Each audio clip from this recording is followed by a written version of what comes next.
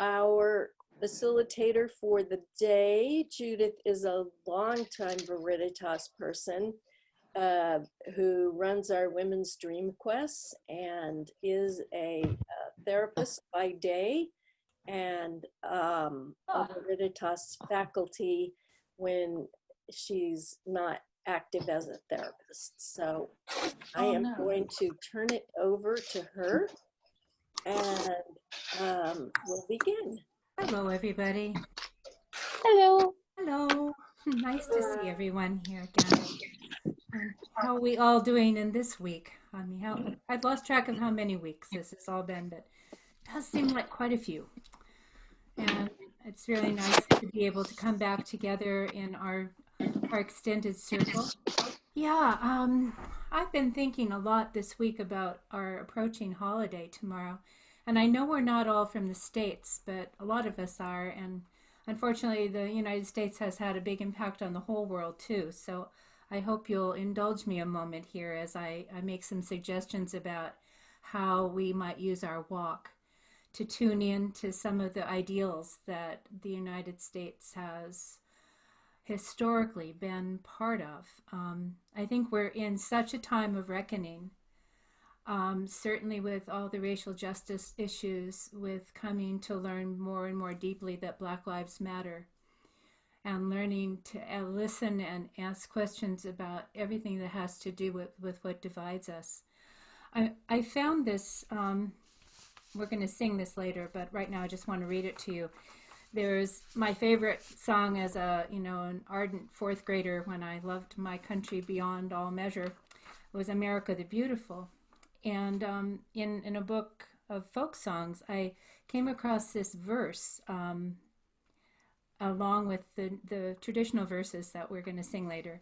And I'll read it to you now. It says, "Oh, beautiful for working folk who forge the wealth we see, in farm and mill, in home and school, unsung in history. America, America, may race nor sex nor creed no more divide, but side by side, all rise, united, freed." I thought that spoke a lot to where we are these days, and just would invite you to contemplate those words when we come to our time of walking. I think we have such a privilege as Labyrinth people to take whatever is going on in the world and all the trials and tribulations, the joys and the sorrows, and we have this opportunity always to come and walk in this way with our fingers, using our non-dominant hands as we've been doing, to allow ourselves to go into the inner realms, to open that inner door so that we come to a peaceful and beautiful place inside. And sometimes that's just what we need. I'm sure we all know that much is solved by walking. And even when we're walking with a finger, it takes us through this pattern that we have always found to be helpful and healing to us. I want to read also something that Emily Simpson, a great friend of ours, wrote. She posted this on Facebook, so don't think she'd mind if I excerpt it a little bit, but I would, I'd recommend this to everyone, and I'll put it in, so that we can all see it in its entirety. But she's really talking to this, like the purpose of the labyrinth in a time like this. And I'll just read several paragraphs from here. Again, I excerpted. So, as an archetype, the labyrinth has no opposite, but its shadow is the maze, ultimately just a complicated labyrinth. The labyrinth welcomes and soothes with the ease of its step-by-step journey, whereas the walls and dead ends of the maze are designed to frustrate and confuse. The maze has been the dominant paradigm for so long, most of us barely notice we're in it. To its detriment, Western culture has valued head over heart and thought over feeling. The rules and hierarchies are so deep, woven into our social fabric, that it's hard to imagine any other way of being. So the labyrinth then becomes a form of maze therapy, offering us the opportunity to experience ourselves as vessels through which power flows, rather than seeing power as something external to self. It is a paradigm within which we can access real power, the power of our essential nature, not power over, which is the obsession of the maze, but power with. A mutually expansive sharing the destiny of our world. The coronavirus has highlighted many problems at the heart of our social and economic systems. And Emily is from Australia, so she's speaking broader than just the States. It could be seen as the minotaur of our times, the hidden beast that must be confronted in the maze of modern life. The minotaur represents the shadow of our nature, the unconscious material we choose to ignore about ourselves. In the myth, Theseus slayed the minotaur and managed to escape the maze, but he couldn't do it alone. He needed the spool of thread given to him by Ariadne to find his way back out. The hero aspect of our nature ventures into the dark of the subconscious mind to slay the monster of fear or shame, but it needs to be guided back to the light by the intuitive heroine within. The great task of individuation involves slaying all the monsters we keep locked in the heart of our interior labyrinth, not just once, but over and over again. The labyrinth invites us to tune ourselves to what is possible, to reach down into the earth and up into the stratosphere, bridging spirit and matter within the vessel of our own being. As a living metaphor, it helps us remember that we are held and blessed by all that is, even this.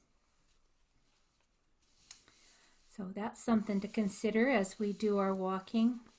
And one more quote from today's column by David Brooks in the New York Times, as he's written quite a long column about the reckoning we're in as a nation. And what he says is, what's lurking, I hope, somewhere deep down inside our shared ferocious love for our common country, and a vision for the role America could play as the great pluralist beacon of the 21st century. July 4th would be a good day to find that faith. So, if you would then place the labyrinth where you can access it nicely, and let's place our hands right in the middle, in that wonderful center place. I always like to remember the centers of labyrinths I've been on for all these many years. And that certain feeling that comes when we reach the center. And if you would, please let your eyes close for a moment and let yourself really take this in, the texture of the labyrinth under your fingers, and take in also the surroundings that you're in. The feel of the floor or ground beneath your feet, the temperature of the air, the sounds that may be accompanying your world right now. And please send your imaginary roots down from your feet down into earth, way down deep into her, into our mother, allowing yourself to experience some groundedness before we begin our walk. And I want you to know that the music I'm going to play is music I recorded in 2009 in Chartres, accompanying a group of walkers. So there are a couple of sounds of walking in this recording, but know that the ambience of our beloved Chartres Cathedral is in the energy of this piece when we get there. So there's Chartres in our consciousness now, our imagination, those of us who've had the luck and grace to be there. Just remembering that while you're remembering here and now, in your very own home, on your very own labyrinth. Watching your very own breath as it comes and goes. Drawing energy from the earth, from those roots. Drawing inspiration from all of our friends here gathered together in this circle of connection and presence. And if there's any tension anywhere in your body, send a breath to that place, to that shoulder or that head or those feet. Allowing your body to come alive, to receive the impulse of your finger moving on the labyrinth in a moment. And I'd like to sing and invite you all to sing along with me the first verse of America the Beautiful while we're here. Oh, beautiful for spacious skies, for amber waves of grain, for purple mountains' majesties, above the fruited plain. America, America, God shed his grace on thee, and crown thy good with brotherhood from sea to shining sea. So please take these thoughts and whatever ones are coming to you in your own way onto this walk for the next about 10 minutes. And again, remembering that this music was first played for a group of walkers in Chartres. So we'll meet back in the center after the music.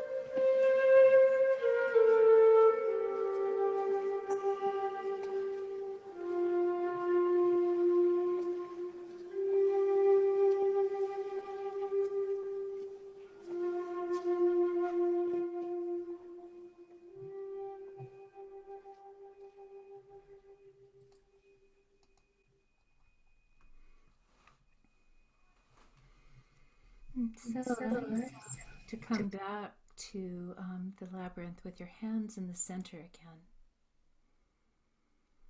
And just as we've been hearing the sounds of Chart with the echo and the footsteps I hope you heard, we can really imagine ourselves there, those of us who have been, and those of us who haven't still, I'm sure, have the imaginal world very clear. This is an incredibly beautiful, vaulted space, sparkling now, clean and full of light. And every time we walk a Chart-style labyrinth, there is some trace of that energetic with us.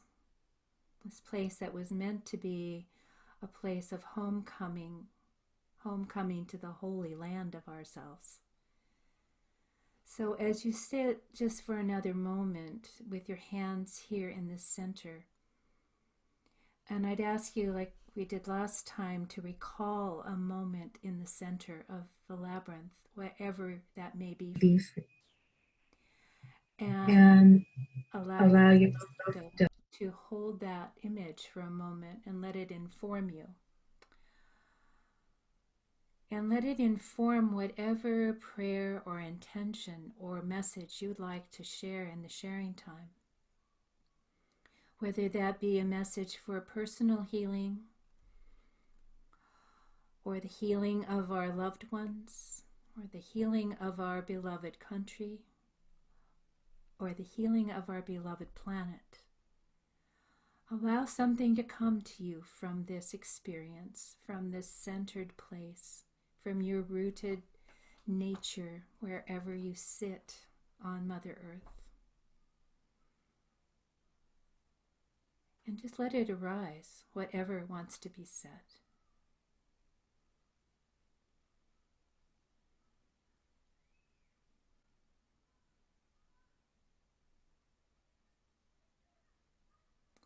And know that our prayers are amplified when we gather together in the circle, when we gather together on the labyrinth.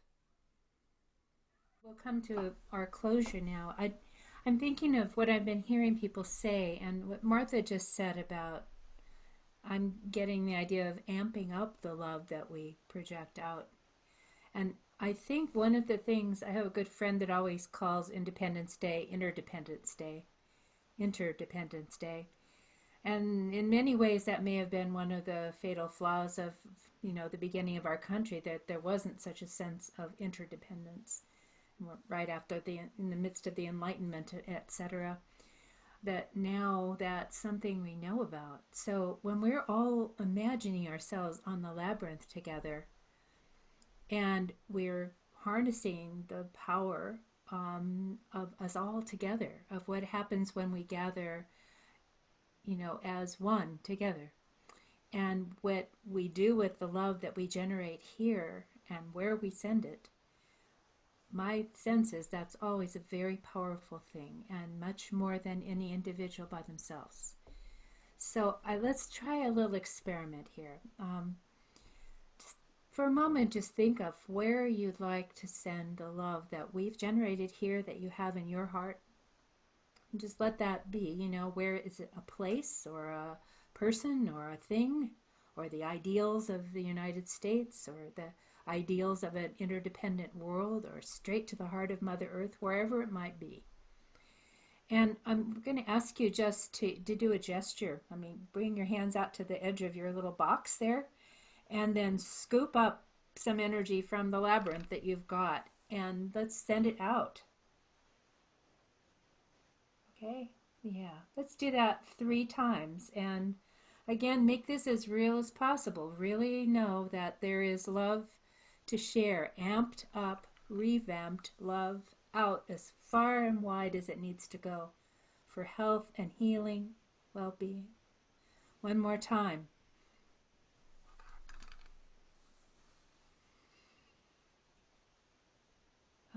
That's beautiful to see.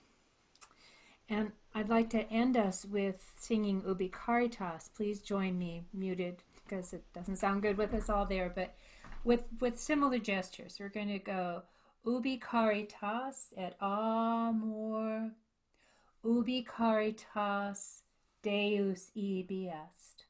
Where there's love and charity, God is. So, ubi caritas et amor,